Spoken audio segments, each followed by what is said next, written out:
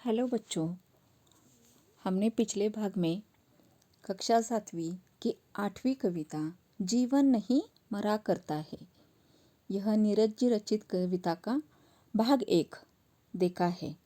जैसे कि हमने देखा कि कवि नीरज कहना चाहते हैं कि कितनी भी सफलताएं असफलताएं आए, कितनी भी समस्याएं आए, हमें उन समस्याओं की ओर ध्यान नहीं देना है, तो जीवन में हमें सफलता की ओर आगे ही बढ़ना है। इसके द्वारा उन्होंने बहुत सारे उदाहरण इस कविता में दिए गए हैं। आगे इस कविता में देखें, पहले हम कविता पढ़ लेते हैं। कितनी बार गगरिया फूटी, शिकन न पर आई पनघट पर, कितनी बार किश्तियाँ डूबी, पहल पहल चहल पहल वो ही है तट पर। तम की उम्र बढ़ाने वालों, लव की आयु घटाने वालों, लाख करे पतझर कोशिश पर उपवन नहीं मरा करता है। लूट लिया माली ने उपवन, लूटी न लेकिन गंध फूल की, तुम्हारी तूफानों तक ने छेड़ा पर खिड़की बंद न हुई धूल की। नफरत गले लगाने वालों, सफर धूल उड़ाने वालों, कुछ मुखड़ों की नाराज़ी से दर्पण नहीं मरा करता है। तो देखिए इसका अर्थ हम देखते हैं। कितनी बार गगरिया फूटी, शिकनन पर आई पनघट पर, कितनी बार किश्तियाँ डूबी, चहल पहल वो ही है तट पर। जैसे कि यहाँ कवि कहना चाहते हैं कि पनघट का उदाहरण दे रहे हैं। जैसे कि पनघट यानी जहाँ लोग या स्त्रियाँ पानी भरने के लिए आती है, और ऐसे पनघट पर आने पर जो मिट्टी की गगरियाँ होती है वह कितनी सारी टूट जाती है, लेकिन लोग उस पर ध्यान नहीं देते हैं। वो अपना कार्य हमेशा चालू ही रहते हैं। एक बार गगरिया फूटती है तो दूसरे दिन नई गगरिया लाते हैं, लेकिन पानी भरने का काम तो चालू रहता है। आगे उन्होंने इसी पनघट का उदाहरण दिया है। कितनी बार किश्तियाँ डूबी, चहल पहल वो ही है तट पर।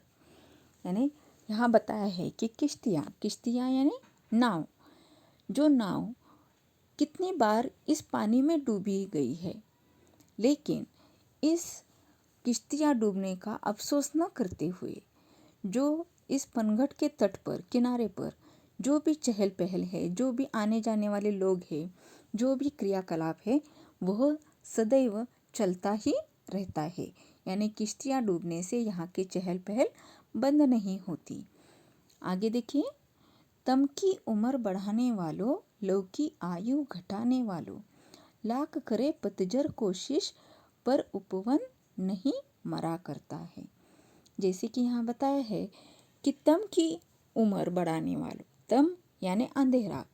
जैसे कि यहाँ कवि कहना चाहते हैं कि जो निराशावादी अंधकार में जीने वाले लोग हैं, जो निराशावादी अंधकार बढ़ाने वाले लोग हैं, तो वो क्या करते हैं कि लौ की आयु घटाते हैं। लौ यानी दिया,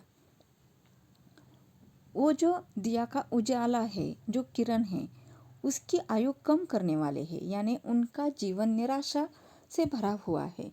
ऐसे लोगों को वे कहते हैं कि ऐसा तुम्हें करने की ज़रूरत नहीं है। जैसे कि उन्होंने उपवन का उदाहरण दिया है कि लाख करे पतझर कोशिश पर उपवन नहीं मरा करता है। जो पतझड़ का मौसम होता है, वह कितनी भी बार कोशिश करे, पूरे पेड़ के जो पत्ते हैं वह पतझड़ के मौसम में गिरते हैं, लेकिन इसके कारण उपवन यानी जो जंगल है वह मरा नहीं करता है। जैसे ही थोड़े दिनों के बाद बारिश होती है, इस पेड़ों पर पत्ते आना शुरू होता है। यानी कितने भी कोशिश करे पतझड़, लेकिन यह जो उपवन है वह कभी भी मरा नहीं करता है। आगे देखिए, लूट लिया माली ने उपवन, लूटी न लेकिन गंध फूल की, तूफानों तक ने छेड़ा पर खिड़की बंद न हुई धूल की। बहुत ही सुंदर उदाहरण दिया है यहाँ। लूट लिया माली ने उपवन। उपवन यानी बगीचा। जो माली होता है वह इस बगीचे के फूल तोड़ता है और बहुत सारे ऐसे कार्य करता है जिससे बगीचे का नुकसान होता है। लेकिन यहाँ कवि कहते हैं कि कितना भी वह पत्ते तोड़े, फूल तोड़े, लेकिन जो फूल की गंध है, सुगंध है, वह कभी भी वह लुटा नहीं सकता, यानी चुरा कर नहीं ले जा सकता। तूफानों तक ने छेड़ा पर खिड़की बंद न हुई धूल की। यानी कितने भी तूफान आए, लेकिन यह जो धूल है वह स्वच्छंद होकर घूम रही है, यह खिड़कियों में बंद नहीं हुई है। आगे देखिए, नफरत गले लगाने वालों, सब पर धूल उड़ाने वालों, कुछ मुखड़ों की नाराज़ी से दर्पण नहीं मरा करता है। नफरत यानी द्वेष, यानी जो लोग समस्या से जूझने वाले होते हैं वह नफरत से भरे होते हैं और ऐसी नफरत को जो गले लगाते हैं यानी अपना पूरा जीवन इसमें ही डालते हैं, ऐसे लोगों को कवि सलाह देना चाहता है कि जो सब पर धूल उड़ाने वालों यानी सबको दोषी मानते हैं, सब पर वे नाराज़ हैं, ऐसे लोगों को कवि उदाहरण देना चाहता है कि जो दर्पण, जो आईना होता है जिसमें हम हमारा मुखड़ा देखते हैं, लेकिन उस दर्पण में अगर किसी मुखड़े पर नाराज़ी है तो ऐसा नहीं है कि वह दर्पण कभी मरता है। अगर हम हंस भी दे तो भी दर्पण हमें हमारा चेहरा दिखाता है और अगर हम नाराज़ भी है तो भी दर्पण हमारा चेहरा दिखाता ही है।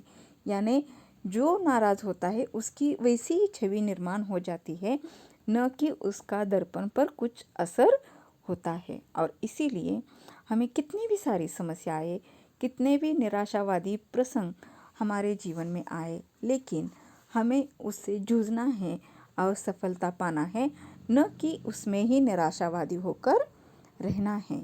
कवि नीरज जी रचित यह कविता बहुत ही सुंदर यहाँ दी गई है।